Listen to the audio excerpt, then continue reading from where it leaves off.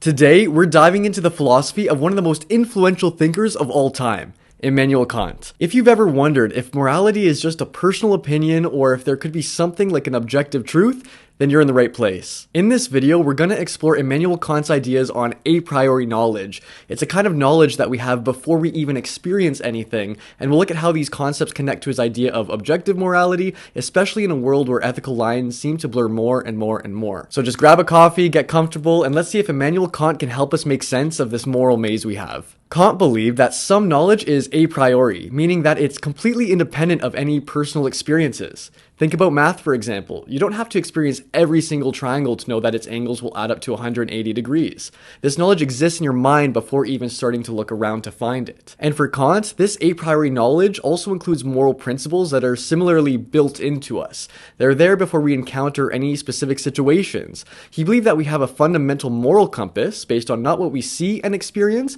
but just on pure reason alone. This is crucial because if morality is built into our rational minds, it's not just a matter of opinion, it's grounded in universal principles that can apply to everyone. So why does this a priori thing even matter for morality? Well, Kant argues that our minds are wired with certain moral laws, and one of the most important is this concept of the categorical imperative, which you very well may have heard of. It's basically Kant's way of saying that there is a universal rule we should follow, and this is what it is. Act only according to that maxim whereby you can at the same time will that it should become a universal law. So let's break that down. Imagine you're tempted to cheat on a test because you're like, well, hey, I guess everyone else is doing it, but would it be okay if everyone else cheated? If everyone did, then testing itself wouldn't work as a principle. By Kant's logic, your act isn't moral because you wouldn't want cheating to become some universal rule. Now, here's the cool part for those of us that are feeling lost in today's world. Kant's ethics don't just depend on our experiences, culture, or personal feelings. They give us some stable framework for deciding on what's right and wrong, independent of what is actually happening around us. This stability can be powerful, especially when everyone seems to have their own version of truth or right and wrong. So let's think about this in terms of what's going on today. We're constantly surrounded by information and opinions all the time. Social media tells us one thing, our friends another, and it's easy to feel like there's no clear way to navigate this ethical chaos. But Kant's a priori morality says, wait, don't look over there for some outward and moral truth. Look inward at the principles that everyone can agree on using reason.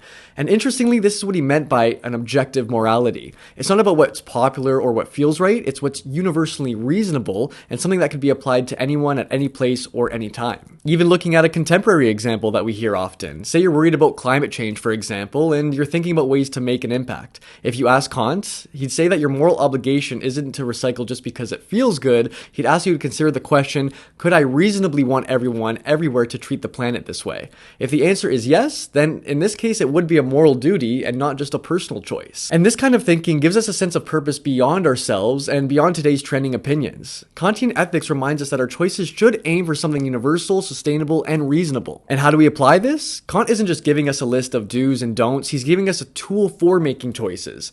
Whenever you're faced with a tough decision, you can just ask yourself, would I want everyone in this situation to make the same choice? If the answer is no, then that's a big clue that you might be compromising on a deeper moral principle. Let's say you're facing some sort of peer pressure about something you're not that sure of. Rather than getting caught up in who's right and who's wrong or what's popular, Kant's method allows you to consider whether you would genuinely stand by that action as a universal rule. This not only simplifies the process, but also helps you avoid this moral relativism where anything goes as long as you can justify it. And what's really special about the idea is that it doesn't depend on a specific religion, culture, or politics. He's saying that as rational beings, we're capable of finding moral direction all on our own. And that direction can actually be a stabilizer and a way to navigate the modern world without feeling like you're constantly being tossed around by different trends or viewpoints. So for those of us who may struggle with grounding morality, Kant's approach can be a kind of compass for that. It's reassuring to think that objective morality is actually something we can find and discover through ourselves. Again, Kant's a priori morality tells us that there are some truths that are universal. They're not rooted in tradition, power, or even personal preference, but in the rationality that we all do share. If you feel lost or confused about what's right, Kant might argue that the answer is simpler than you think. Look to reason, and ask if you could see your choice as a universal law instead.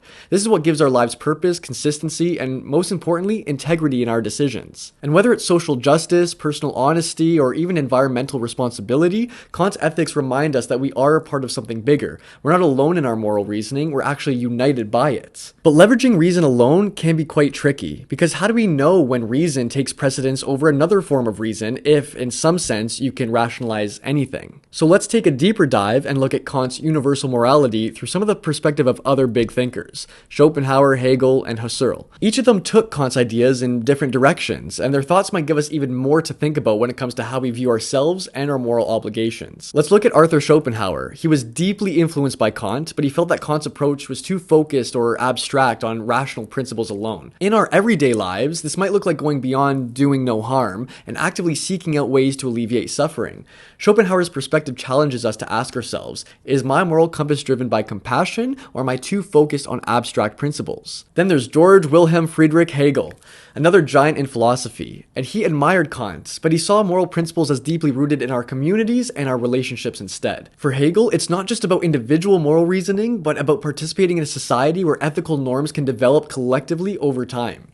He would probably ask us to reflect on questions like, how does my community shape my moral beliefs? And are the moral values I hold my own, or are they just reflections of my social environment? And Hegel's take could be particularly eye-opening for us today, living in an age where our extended digital environments heavily influence our own beliefs. His ideas make us wonder, how much of my moral framework is truly my own, and how much of it comes from the echo chambers of this online life, let's say? Through Hegel's lens, we see morality as something that we actively build with others, which also means we have a responsibility to challenge social norms when they don't align with these objective ethics. And finally, let's bring in Edmund Husserl, the father of phenomenology, who also explored ways to uncover objective truths.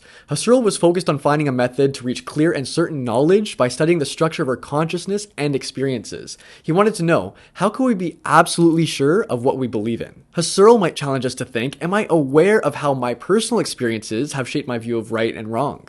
This question asks us to go inwards and explore how our personal experiences color our sense of morality.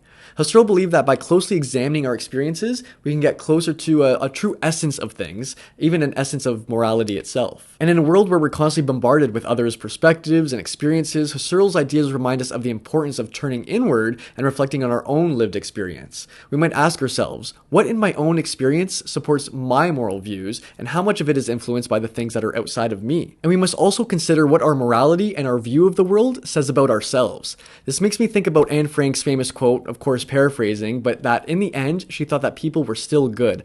How insane is that considering the horrific life experiences that she had gone through? And it seems to be that she was tapping into this moral essence that was more reflective of how she wanted to see the world and who she was inside. So let's take a moment to tackle some of these specific questions from Kant, Schopenhauer, Hegel, and Husserl, and see if they can guide us to deeper understandings about our own beliefs. So if everyone acted like I did, would it make the world better or worse? Is my sense of morality grounded in empathy and compassion, or is it just abstract thinking? How much of my moral framework comes from my community, and what do I personally stand for above all? Have I taken the time to explore my own experiences deeply enough to understand what it is that I truly believe outside of everything else? Interestingly, each of these questions offers us a different lens of morality. Kant challenges us with a universal rule, Schopenhauer with compassion, Hegel with social obligations, and Husserl with personal reflections. If you're wondering how to make these big philosophical questions more practical, remember that philosophy isn't just a set of abstract ideas, but also a way about thinking about real life itself. If you're ever stuck in a moral dilemma, just try asking yourself those questions. Not only will you gain a new perspective, but you'll realize that you're part of centuries-old search for truth and meaning. In a world where we're so often told what to believe, these philosophers give us a tool to explore what we genuinely believe and why. Ultimately, what Kant and these philosophers offer us isn't a strict moral code, but a set of questions that can guide us when we're feeling unsure.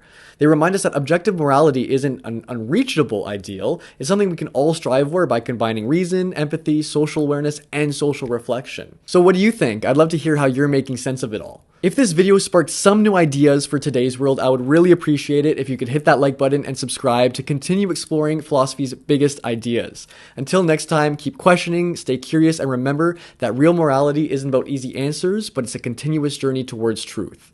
Thank you so much.